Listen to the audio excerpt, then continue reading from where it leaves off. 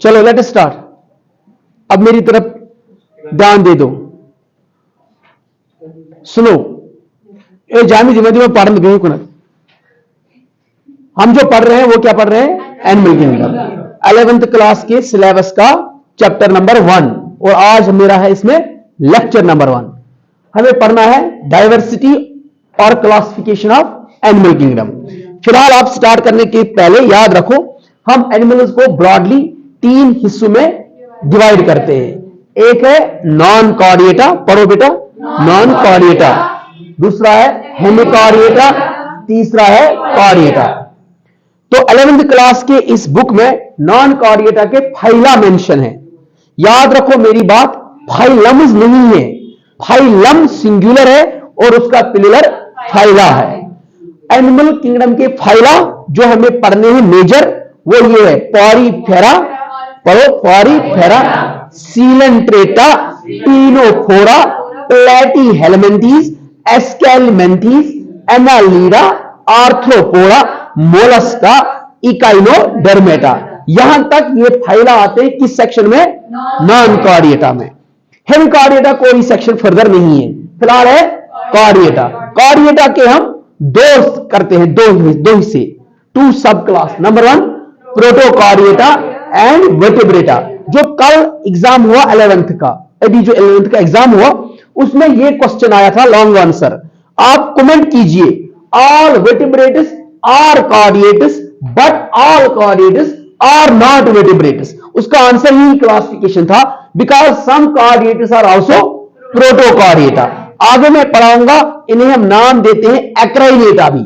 इसके 2 किस्से हैं, यूरोकॉर्डिएटा एंड सेफेलोकॉर्डिएटा। अभी इतना आप याद रखो नाम, ताकि मैं आपको फर्दर जब इसका क्राइटेरिया पढ़ाऊंगा ये मुझे एग्जाम्पल्स में यूज करना आएगा। इसलिए पहले बिफोर स्टार्टिंग एनी क्वेश्चन आप ये मेजर ग्रुप ऑफ एनिमल्स के नाम याद करके रखें। हमारा सिलेबस 11th का यूनिट नंबर 1 ये है 11th में ज़ूलॉजी में, और क्वेश्चन नंबर 1 ये है, क्या है? बेसिस और criteria of classification of animals. किस बुनियाद पर आप सबसे बड़े किंगडम जिसका नाम एनिमल किंगडम है, जिसमें 12 लाख से ज्यादा स्पीसीज पाए जाते हैं, इतने बड़े किंगडम को किस बुनियाद पर आप क्लासिफाई करेंगे? On which basis you will classify the animal kingdom? Answer ये है वेरियस बेसिस आर एस। इन बुनियादों पर हम एनिमल किंगडम को क्लासिफाई कर सकते हैं। सबसे पहला हैबिटेट लिखा आपने, मतलब हैबिटेट पर हम एनिमल्स को क्लासिफाई कर सकते हैं। आप सबको पता ही है हैबिटेट इज ए डेवलिंग प्लेस, जहां एनिमल जीने मरने की जगह को हैबिटेट कहते हैं। जैसे कोई पानी में रहता है, कोई धरती पर रहता है, धरती में कोई सुराख में रहता है, कोई पौधों पर रहता है, कोई घोंसला बनाता है, कोई ग्रुप में रहता है। तो हैबिटेट पर हम किसको क्लासिफाई कर सकते हैं? एनिमल्स को। इसी तरह हैबिट्स, रहने के तरीके, इस पर भी हम एनिमल किंगडम को कोई कैसे रहता है? तन्हा रहता है, सॉलिटरी। कोई कैसे रहता है? ग्रुप में रहता है, कॉलोनियल।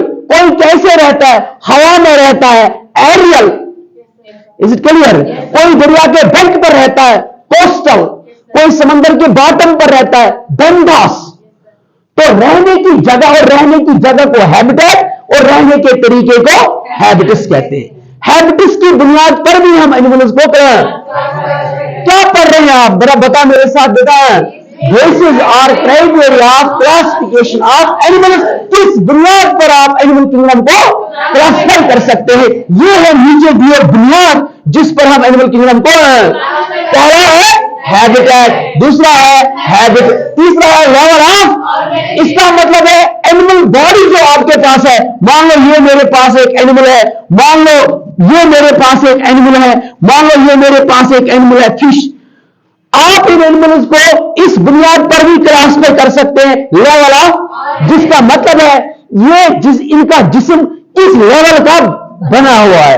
कोई सेल्स का बना है, कोई टिश्यूज का बना है, कोई ऑर्गन्स का बना है, कोई ऑर्गन सिस्टम्स का बना है। तो लेवल्स की बुनियाद पर भी आप एनिमल्स को, इनको हमें अलग अलग पढ़ना है।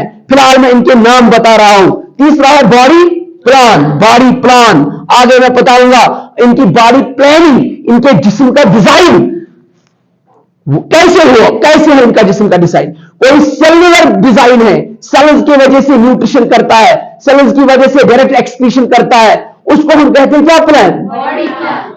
किसी के पास ब्रेन सेट बॉडी प्लान है, किसी के पास tube within tube body plan है। वो इस बुनियाद पर भी हम एनिमल को।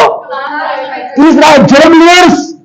इसके एम्ब्रियोनिक डेवलपमेंट में कितने जर्म लेयर होते हैं, 2 की 3, एक्टोडर्म, एंडोडर्म और मीजोडर्म। उनके बुनियाद पर भी हम एनिमल किंगडम को क्लासिफाई कर सकते हैं। तीसरा है सीलोम। इनकी body cavity, modified body cavity, पेट के अंदर, जिस्म के अंदर जो कैविटी है उस पर भी क्लासिफाई करते हैं। सिमेट्री, जिस्म के 2 हिस्से, symmetrical arrangement of body organs, जिस्म के हिस्सा बॉडी ऑर्गन जो जिस्म पर लगे हुए उनकी सिमेट्री को भी हम देख के एनिमल को क्लासिफाई कर सकते हैं। मेटामॉर्फिज्म, बॉडी सेगमेंटेशन को भी देख के। इसी तरह cephaloid, presence and development of head, जिस्म पर हेड कितना डेवलप्ड है उस पर भी एनिमल को क्लासिफाई कर सकते हैं। फिजियोलॉजिकल फंक्शंस को देख के, जैसे एक्सक्रीशन को देख के, जैसे कोई अमोनियोटोनिक है, कोई यूरियोटोनिक है, कोई यूरिकोटोनिक है। इसी तरह न्यूट्रिशन पर कोई इंट्रासेलुलर डाइजेशन, कोई एक्स्ट्रासेलुलर डाइजेशन। इसी तरीके से रेस्पिरेशन पर कोई करता है सेलुलर रेस्पिरेशन, सेल्स के वेरी डायरेक्ट, कोई करता है क्यूटेनियस रेस्पिरेशन स्किन से, कोई करता है पल्मोनरी रेस्पिरेशन जैसे लंग से, कोई करता है गिल रेस्पिरेशन जैसे फिश गिल से करती है। तो रेस्पिरेशन को भी देख के, बॉडी टेम्परेचर को देख के, रिप्रोडक्शन को देख के, इन सब चीजों को देख के हम एनिमल किंगडम को कर सकते हैं क्लासिफाई। तो अभी जो क्वेश्चन नंबर 1 था मेरा, ये कंप्लीट कर दिया मैंने। अगर आपको बाहर आ गया, what are the various basis of classification of animal kingdom, the various bases are as बताओ, habitat, habitus, level of organization, body plan, gene layer, coelom, symmetry, metabolism, cephalization and physiological functions। इनमें इकट्ठे लिखेंगे आप excretion। excretion पर भी animal को classify करते हैं, बता मेरे साथ। सर्कुलेशन पर भी, डाइजेशन पर भी, रेस्पिरेशन पर, रिप्रोडक्शन पर। क्या आपने नहीं सुना है ओविपेरस, ओविपेरस, विपेरस, अंडे देने वाले, अंडे और बच्चे इकट्ठे देने वाले और बच्चे जन्म देने वाले। तो हम एनिमल को क्लासिफाई करते हैं बहुत सारी बुनियादों को देख के, और जो 11th सिलेबस की बुनियादें हैं वो ये दी गई है। Is it clear? अगर आप अपनी इस होली बुक, जिसका नाम आपका टेक्स्ट बुक है, तो यहां पर जो पहला चैप्टर है वो क्या किंगडम है। बदकिस्मती हमारे जो maximum zoology sir in maximum institutes वो इन 7 चैप्टर्स को स्किप करके सीधे सेल पढ़ाते हैं। अगर आप नीट का पेपर उठा के देखेंगे, सबसे इजी क्वेश्चन जो आते हैं सेल से आते हैं। अगर बच्चा ट्यूशन ना भी करेगा तब भी वो ऑब्जेक्टिव कर सकता है। और 11th क्लास में अगर क्वेश्चन आता है सेल के मुताबिक तो ऑर्गेनेलिज का पूछा जाता है, बहुत इजी। और अगर इसमें कुछ वाकई में 11th में पढ़ने के काबिल है, वो है कौन? एनिमल किंगडम, ज़ूलॉजी का यूनिट नंबर 1।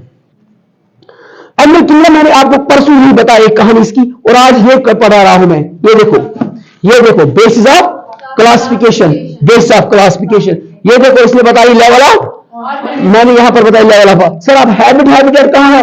अगर आप किसी भी फाइल को उठाओगे उसमें पहला जो लाइन लिखा होता है वो हैबिटेट की होती है। जैसे Porifera, they are generally marine, तो समंदर में रहते हैं, तो वो क्या बन गई? हैबिटेट। समंदर के बॉटम पर रहते हैं, इज इट क्लियर? वहां तनहा रहते हैं, वो हैबिटस। आज समझे? पहला क्वेश्चन पढ़ा रहा हूं मैं आपको, बेसिस ऑफ क्लासिफिकेशन। अगर मैंने आपका एग्जाम लिया 11th में तो मैं पहला क्वेश्चन पढ़ाऊंगा, what are the criteria by which you can decide the classification of the animals.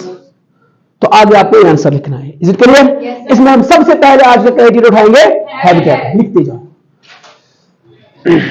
फटाफट। इसमें कोई भी हिस्ट्री आगे नहीं लिखनी है, सिर्फ ये एक आउटलाइन ले लो, और ज्यादातर इन आउटलाइनर्स का ध्यान दे दो, ये बहुत अच्छे होते हैं, यूजफुल होते हैं। हैबिटेट लिखा, पहला हैबिटेट, इसकी वो आउटलाइन ले लो। आउटलाइन इसको कहते हैं जो मैं बनाता हूं, ठीक है? हैबिटेट में ऐसे बनाओ, 3 बनाना बेटा, 1 2 3। नंबर 1 कॉल्ड एक्वेटिक, ये मकलिन आज के, मगर I will try my level best. Number 2 called terrestrial, and number 3 called amphibian.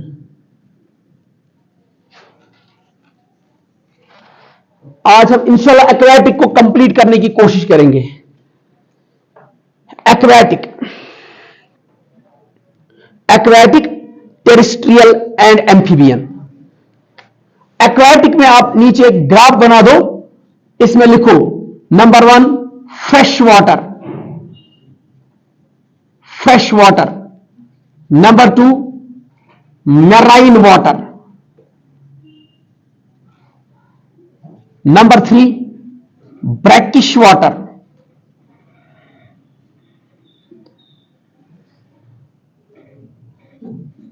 लेंटिक lotic मत लिखो अभी, बस इतना लिखो अभी, और इसके साथ ये लिखते जाओ प्लैंकटन, नेक्टॉन,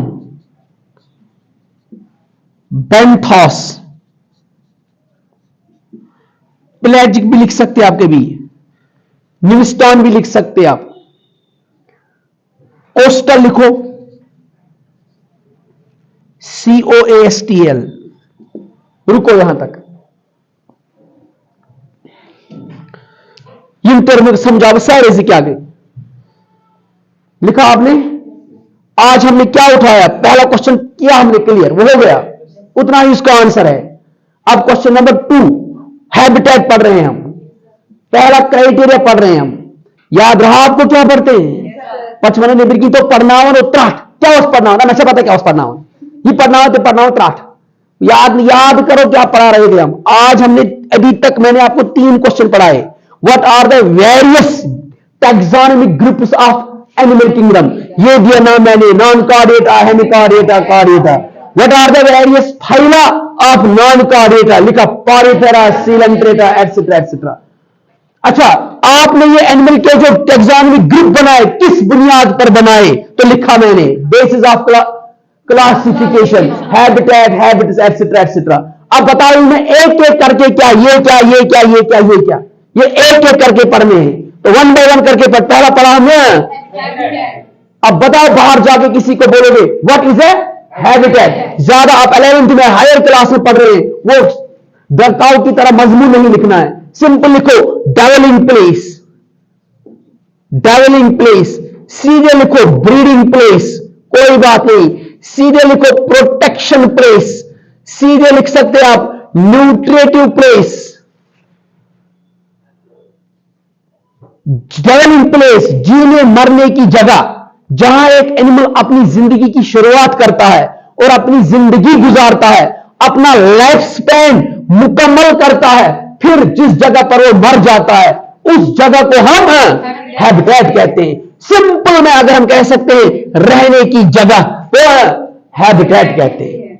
सर अगर आप हैबिटेट और एनवायरमेंट या इकोसिस्टम, अगर सर हमने तो इकोसिस्टम भी पढ़ा है, एक बात होता है ना, इकोसिस्टम होता है self supportive system of living beings. मिसाल के तौर पर forest land is a ecosystem, आपने बचपन से पढ़ा होगा। मैं समझाऊंगा इकोसिस्टम और हैबिटेट में क्या फर्क है। इकोसिस्टम मैक्रो टर्म है, बहुत सारे हैबिटेट्स मिलके इकोसिस्टम बनाते हैं, और एक एनिमल की वहां पर्टिकुलर रहने की जगह को हैबिटेट कहते हैं। बहुत सारे इकट्ठे रहने को, क्या फॉरेस्ट में सिर्फ टाइगर रहता है, लाइन रहता है, डियर रहती है, अर्थवर्म रहती है, कि सारे मिलकर रहते हैं? सिर्फ उसमें अर्थवर्म का बोलना उस इकोसिस्टम में सिर्फ, या एक एनिमल टाइगर का, कैट का, लाइन, किसी एक का बोलना हैबिटेट कह रहा है, और सबका बोलना इकोसिस्टम कहता है। तो हैबिटेट माइक्रो टर्म है और इकोसिस्टम एक मैक्रो टर्म है। किस किस को याद रहा? क्या पढ़ा आपने? व्हाट? क्योंकि आगे बुक्स पर आप इकोसिस्टम की भी यही डेफिनेशन दे सकते हैं, dwelling place, living place, feeding place. लेकिन याद रखो, when multiple group of animals or organisms live together with each other, they form a but a habitat indicates the life, a place, dwelling place of particular species of organism।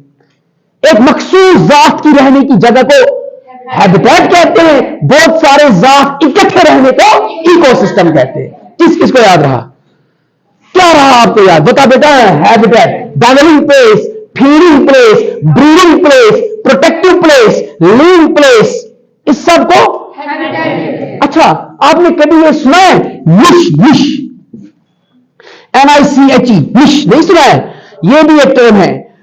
एक ecosystem में एक habitat, एक species का क्या role है?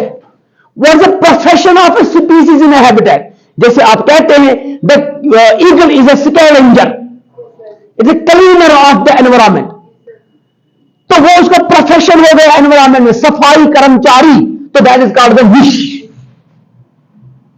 आगे मैं समझाऊंगा, ये इकोलॉजिकल टर्म्स की तरफ गए हमें इकोलॉजी नहीं पढ़नी, अभी ज़ूलॉजी पढ़नी है, तो मुझे वापस आना है क्या है? What is A habitat? A dwelling place, a feeding place, a breeding place, a protective place is called a habitat. Sir, habitat में मिसाल के तौर पर हम मछली को देखते हैं, ऊपरी वाला सतह का कलर अलग और नीचे वाला व्हाइट होती है, ऐसा क्यों होता है? मैं आगे पढ़ाऊंगा। हैबिटेट में रहने के तरीके को हम बाद में बोलेंगे अडॉप्टेशन। हर किसी जीव ने अपने हैबिटेट में रहने की क्या की है? अडॉप्टेशन। जैसे पोलर बियर आप देख रहे हैं कैसे अडॉप्ट हो गया है। अरे कुछ समझ में आ रहा है? बर्ड्स के फेदर्स कैसे अडॉप्ट हो गए।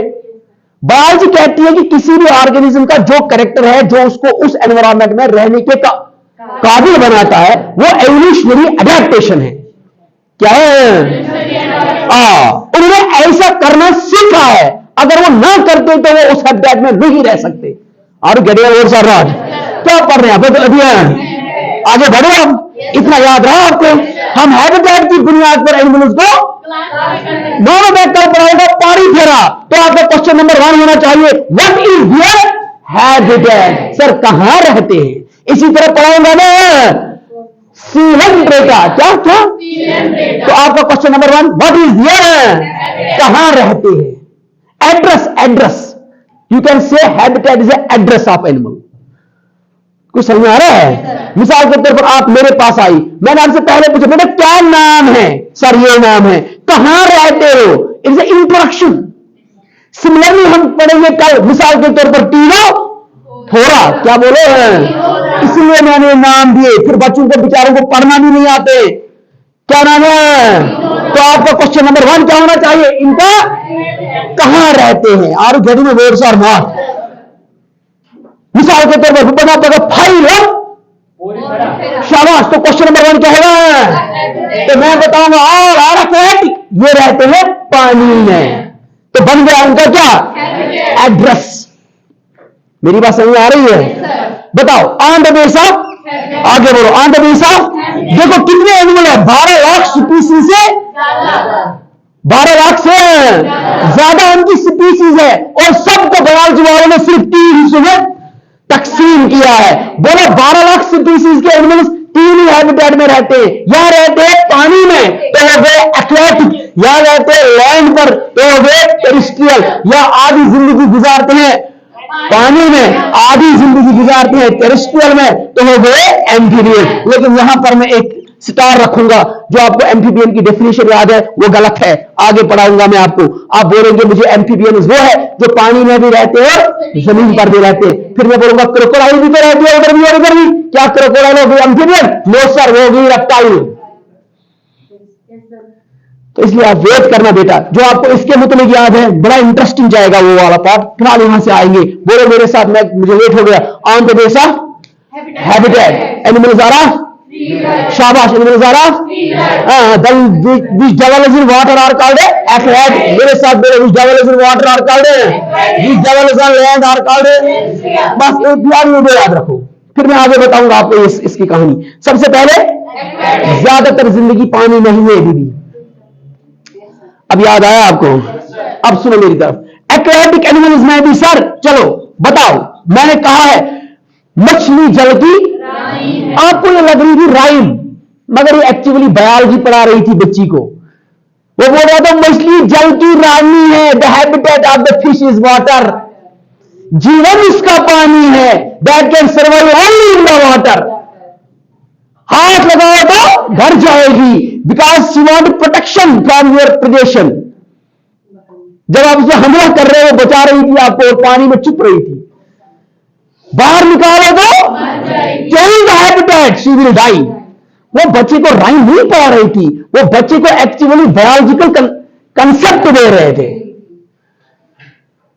वो कुछ सही आ रहा है कि नहीं हमें?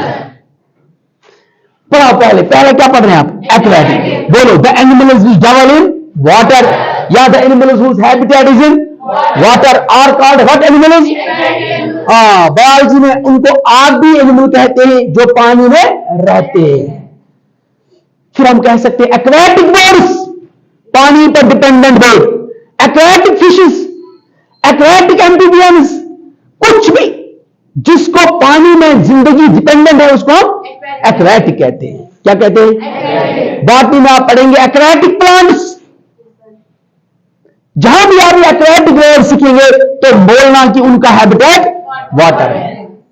अब मैं जल्दी जल्दी फिनिश करूंगा क्योंकि आज का लेक्चर बहुत आसान है। एक्वेटिक एनिमल्स के सबसे पहले फ्रेश वाटर। सर पानी की तो बहुत सारे नेचर है, खसलतें हैं, जगह है। बताओ मिसाल, सबसे ज्यादा पानी तो हमारे पास जो है वो सीज है ना, याद है आपको? और सबसे बड़ा ओशियन पैसिफिक ओशियन है, और इंशाल्लाह सबसे बड़ा कोचिंग सेंटर भी बनेगा पैसिफिक कोचिंग सेंटर। क्या बोलो मेरे साथ? आपने पढ़ा है ना सीज है, आपको भी ये पता होगा वहां पर होता है साल्टिश वाटर, पढ़ा है? मिनरलाइज्ड वाटर, खारा पानी, और जो उसको खारा कहते हैं, जो पीने के काबिल नहीं होता है। खुदा करे आप जल्दी से जल्दी समंदर में जाओ, किसी बीच पर जाओ, वहां पर देखो ये सारे जो सर पड़ा रहा है। अगर आप दरियाई मछली को समुद्र में डालोगे तो बिना सोचे समझे वो मर जाएगी, और वैसी वर्षा भी करो तो तब भी मर जाएंगे। चुपचाप करके ध्यान दे दो। आप सुनो, ये पॉइंट इसमें कंप्लीट करके निकल जाऊंगा। सबसे पहला लिखा मैंने एक्वेटिक के भी अपने तरीके हैं। सबसे पहले अब मैंने यहां पर एक टर्म लिखी थी सीज एंड ओशन। जो ये सीज एंड ओशन है इसको मैंने कहा है ये सबको एक बायोलॉजी में कहते हैं मैरीन वाटर। मैराइन वाटर, समंदरी पानी। अब पानी और भी रहता है, क्या रिवर्स में नहीं रहता है पानी? हमारे रिवर्स में क्या स्प्रिंग्स में नहीं रहता है पानी जो हमारे में? अच्छा, क्या पॉन्ड्स में पानी नहीं होता है जो हमारे इर्द गिर्द है?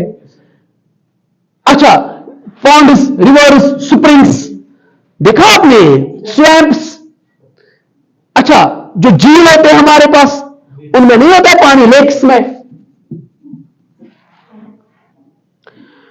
ये जो पानी होता है ये खारा पानी नहीं होता, इसको हम बायोलॉजी में मीठा पानी कहते हैं। मगर मीठा पानी का यह मतलब नहीं है कि इसमें शक्कर मिला हुआ है, शुगर वाटर है, यह मीठा नहीं है। मीठा पानी एक्चुअल में है टेस्टलेस वाटर। सर क्या फ्रेश वाटर ड्रिंकिंग वाटर होता है? हां, मगर जो ह्यूमन ड्रिंकिंग वाटर है वो पोटेबल वाटर है। ध्यान देना बेटा। फिर मैं क्या पढ़ा रहा हूं? फ्रेश वाटर था याद गोबर। The animals which lives in common springs, ponds, lake, except in cover इतना कहो, except in all together called as fresh water animals. What called as? अच्छा, आज आप चले गए और आपने दरिया से मछली निकाली, लिखो उसके character. Sir this fish is aquatic, sir this is fresh water. क्यों फ्रेश वाटर? मैंने दरिया से निकाली। अब आप शार्क को कहो, sir shark is aquatic but is marine water, क्योंकि समंदर से निकाली। कुछ समझे आप? क्या पढ़ा आपने पहले? बताओ। The water which is present except in is together called as fresh water. दरियाओं में क्या वाटर है? अभी ये बारिश गिर गई और यहां पर एक स्वैम्प बन गया, इसमें क्या वाटर है? Fresh water. क्योंकि मैंने आपको टर्म बताई, the water except in is all together called as. किस किस को याद है? अब वो एनिमल जो इसी वाटर में रहता है, किसमें? किसमें? नहीं, किसमें? तो उस एनिमल का नाम क्या कहें? तो एक्वेटिक एनिमल्स में भी, एक्वेटिक एनिमल्स में भी डर रहे हैं आप। आपके पास सबसे पहला कौन सा है? कल पढ़ेंगे पॉरीफेरा। तो क्या बताएंगे सबसे पहले आप? सर पॉरीफेरा का है, तो मैं लिखूंगा एक्वेटिक। समझ में आ गया आपको? मतलब ये सारे किसमें रहते हैं? फिर लिखूंगा मोस्टली मैराइन, मतलब कहां रहते हैं। अच्छा, एक्सेप्ट लिखूंगा मैं आगे सुपॉन जिला, क्या लिखूंगा, वो रहता है किसमें, तो आपको खुद दिमाग में आना चाहिए that can mean reverse etcetera etcetera. कुछ समझे आप कि नहीं समझे, क्या समझो। चलो कल पढ़ेंगे क्या क्या पढ़ो तुम गॉड में क्या वनो ये कैप्चर दबाव इशरोजा आपस में, तो अंग्रेजी इशरोजा यिशरोजर आपस में, दे आर टच रोजन ज्यादा समंदर में, दे आर अक्ष रोजन देन फ्रेश वाटर में, दे आर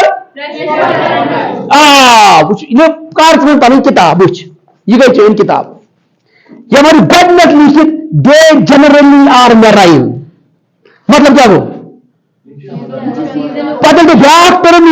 एग्जाम्पल आग दे सुपान जिला, ठीक है ठीक है, मैं लिखिए सुपान जिला, दैट इसमें क्या लिखित पता, दैट इसमें क्या लिखित, गुड गुड गुड, क्या वो समझ गया। अब आपको आया इसमें ये फ्रेश वाटर, क्या है fresh water,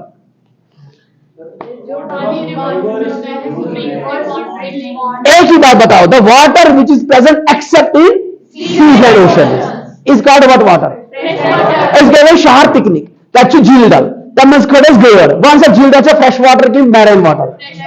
Or animal is lives in the झील डाल are good. Plant is lives in the झील डाल are fresh water plants. मेरी बात समझिए आप, ये तो और झील किसके पड़े थे ये सब, बाद में कुछ वाटर बने हो, दो क्या बने हो, या वो तो कोई पानी समझ क्या वो marine water.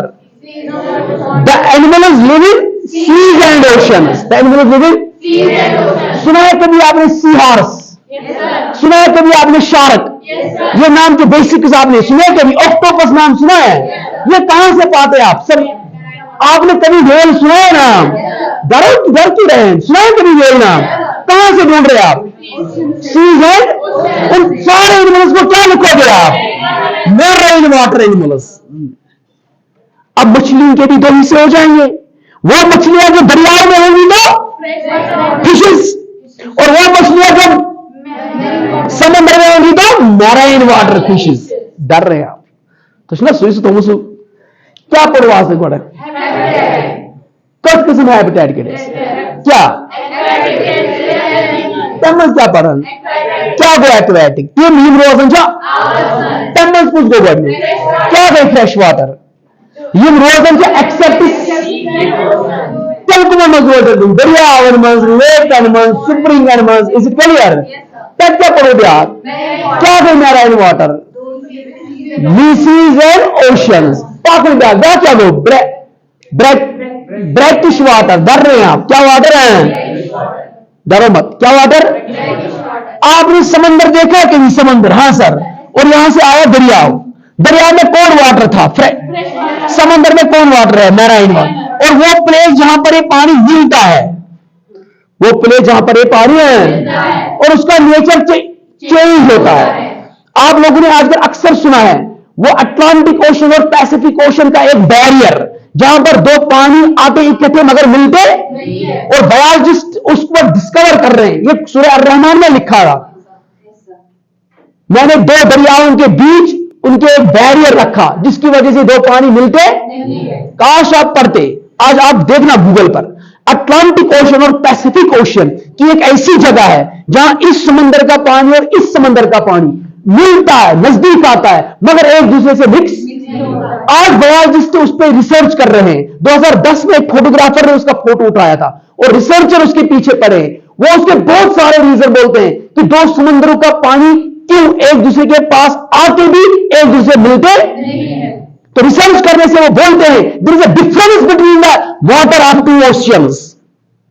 पढ़ना वो कहते हैं एक का पानी आता है ग्लेशियर से पिघल के और एक का पानी आता है दरियाओं से मिलके और उनका दो पानी का नेचर अलग अलग होता है जिसकी वजह से दो समंदरों का पानी नजदीक आके भी मिलता नहीं है। इसी तरह से मैंने आपको कहा सारे ओशंस का सोर्स रिवर नहीं होता मगर मैक्सिमम रिवर्स किससे मिलते हैं ओशन से सीज एंड ओशन से और जिस जगह पर वो मिलते हैं उस पानी को ब्रैकिश वाटर कहते हैं। क्या कहते हैं और वहां पर रहने हुए एनिमल्स को ब्रैकिश एनिमल्स कहते हैं। क्या कहते हैं? फिर मैं आगे पढ़ाऊंगा कैटाड्रोमस माइग्रेशन एंड एनाड्रोमस माइग्रेशन। क्यों वो वहां आते हैं? कोई एनिमल्स ऐसे होते हैं जो किसी की चीज के ब्रीडिंग के लिए, रिप्रोडक्शन के लिए फ्रेश वाटर की रुख करते हैं, और कोई समुद्र के रुख करता है, उसको माइग्रेशन कहते हैं। अगर एक एनिमल मैराइन वाटर से निकल के फ्रेश वाटर में जाएगा, या फ्रेश वाटर से निकल के मैराइन वाटर में आएगा, तो अपने हैबिटेट को छोड़ के दूसरे हैबिटेट में जब रहने को जाता है एनिमल, तो उसको हम बायोलॉजी में या इकोलॉजी में क्या कहते हैं? अरे बेटा, बर्ड्स भी करते हैं माइग्रेशन, फिशेस भी करती है। अपने हैबिटेट को छोड़ के दूसरे हैबिटेट में रहने को हम बायोलॉजी में, फिर मैं आगे पढ़ाऊंगा आपको, इसमें इमिग्रेशन पढ़ाऊंगा, इमाइग्रेशन पढ़ाऊंगा, सारी चीजें मिलकर पढ़ाएंगे। फिलहाल मैं आपको यहां पढ़ा रहा हूं, क्या वाटर है? कुछ एनिमल्स ऐसे होते हैं जो समंदर और दरियाओं के जहां मिलने की जगह होती है वहीं पर रहना पसंद करते हैं। Is it clear? तो आगे पढ़ाऊंगा मैं नेक्स्ट। अब देखो, अब मैं चला गया पॉरीफेरा को, बस इसी रिकाप करो लेक्चर। समंदर एक वाटर बॉडी है। Sir what is A water body? आपने गाड़ी में, my car has a water body, उसमें क्या होगा? मेरी गाड़ी में वाटर बॉडी है, उसमें क्या होगा? पानी, पानी होगा ना। डर रहे हैं आप? तो गाड़ी मानता स्वंगन, तो आप बोतल आखता तब बॉडी से होना वाटर बॉडी। अब बताओ कॉमन सेंस में वाटर बॉडी किसको बोलते हैं? जिसमें आप पानी कहते हैं। इसी तरह बायोलॉजी में भी ये कंसेप्ट है, क्या बॉडी है? तो कॉमन सेंस से क्वेश्चन का आंसर दूंगा मैं। कॉमन सेंस आपने कहा जो भी प्लेस, जो भी जगह जहां हम क्या रिजर्व कर सकते हैं, तो उसको क्या कहा हमने, और यही डिफिनीशन है बायोलॉजी में भी। अगर आपने एनवायरमेंट में किसी भी जगह पानी देखा तो उस बॉडी का नाम क्या है? अब वो टेम्पररी भी होती है, परमानेंट भी होती है, सीजनल भी होती है। Is it clear? अच्छा, दरिया में पानी चल रहा है, what is that? What is the river? What is the river? Water body. समुद्र में पानी है, what is the ocean? Lake में पानी है, व्हाट इज द लेक? आपके घर में बाल्टी में पानी है, व्हाट इज द बाल्टी? Water body. बाल्टी में जो पानी का परमानेंट है कि टेम्पररी है? तो बन गई टेम्पररी वाटर बॉडी। झील में जो पानी है वो क्या है? तो बन गई परमानेंट वाटर बॉडी। आप क्या हैबिटेट पढ़ रहे हैं? क्या हैबिटेट पढ़ रहे हैं? एक्वाटिक। तो आपको ज्यादा इसके मुताबिक पढ़ना है। लिम्नोलॉजी, इम्यूनोलॉजी सब मैं बताऊंगा, डरो मत, पहले सीखो आप। कोई भी फाइलम पढ़ोगे ना, पॉरीफेरा, सीलेंट्रेटा, टीनेफोरा, आपकी टेक्स्ट का question number 1, they are generally marine, they are aquatic, they are fresh water, they are sedentary, they are sessile. वहां इलाबोरेट करके नहीं लिखा है टेक्स्ट में what is a fresh water, नहीं लिखा है। खोलो, मैंने भी आपको दिखाया आपकी टेक्स्ट का फाइलम पॉरीफेरा का example number 1 Spongilla fresh water, मगर वहां नहीं लिखा है what is a fresh water. Phylum number 2 में next example hydra fresh water, Ctenophora all are marine. बस 8 मिनट। 12th क्या है? 12th क्या है? सही मोइन। चलो आगे, क्या पढ़ा आपने? और क्या पढ़ा? और क्या पढ़ा? अब क्या पढ़ेंगे? प्लैंकटन, नेक्टन, बेंथोस और कोस्टल। और पढ़ाऊंगा मैं कल आपको लेंटिक, लोटिक। लास्ट पॉइंट 1 तो बस। अब कहां पहुंचे आप? वाटर बॉडी पर। अब मैंने क्या कहा? जहां भी पानी है वो वाटर बॉडी है। फिर वाटर बॉडी की किस्में आएंगी, जिसमें पानी चलता रहेगा, दरिया, जिसमें पानी ठहरा हुआ है, झील, जिसमें पानी कम समय के लिए टेम्पररी, जिसमें पानी हर साल के लिए तो परमानेंट। तो वाटर बॉडी की टाइप्स आएंगी। वाटर बॉडी की, चाहे कोई भी वाटर बॉडी हो, कोई भी वाटर बॉडी हो, ये वाटर बॉडी है, कोई भी वाटर बॉडी। अब आपको देखना है कि ये एनिमल कहां रहता है, वेयर द एनिमल लिव्स। आपको क्या देखना है? किस में रहते हैं? ज्यादा किस में रहते हैं? समंदर में। गए आप समंदर में, क्या ढूंढनी? मान लो समंदर किस बेटिस पे चपर को फोन सर बुटी समंदर किस बेटिस पे पॉरीफेरा छाड़नी वही कतन लबक बेटिस पे लबका, पेटकन लबका, मोजस लबका, फिर किस पे लबका, कतन लबक। मेरी बात समझे आप?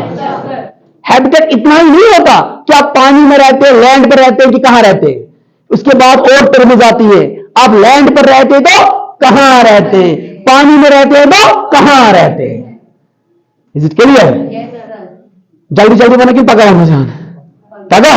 चलो कल हाउ बताई इस तक रोजी तो इस क्या करूं इस मंजस रोजी इस तक किस तक रोजी इस ये रोजी इस कुलूजन रोजी, तो मजा आएगा इंशाल्लाह।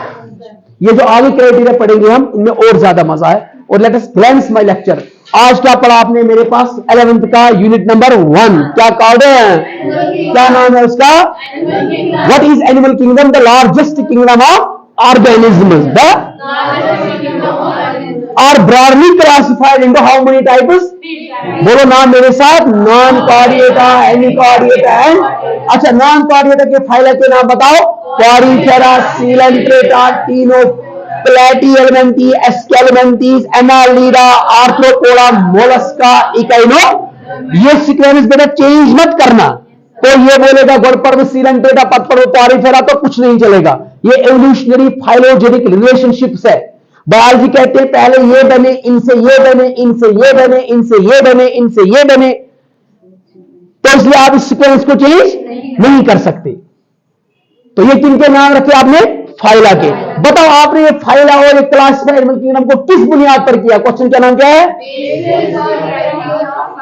सर? इस बुनियाद पर हमने एनिमल किंगडम को बताओ कौन कौन सा? शाबाश। Habitat, habitat, level of body plan, germinal, coelom, symmetry, metamerism, cephalization and physiological functions.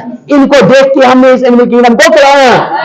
इनमें एक पढ़ो सबसे पहले, what is the habitat? Dwelling place, breeding place, feeding place, protective place is called on the base of habitat animals are fitted. शाबाश। Aquatic animal is terrestrial and amphibian animals. What are aquatic animals? The animals which develop in the are called what animals? Aquatic animals are the following types. Number 1, the animals develop except in season are called what animals? Fresh water. They may develop in river, pond, spring, swamp, etc., etc. Is it clear? What are marine animals? Those animals which develop in season are called what animals? Marine animals. Is it clear? What is third one? And the animal is developed in between the marine water and fresh water. आगे बढ़ो, plankton, नेक्टान और बेंटास, इसको कल करेंगे discuss. Is it clear? Wish you all the best. आइया आइया आइया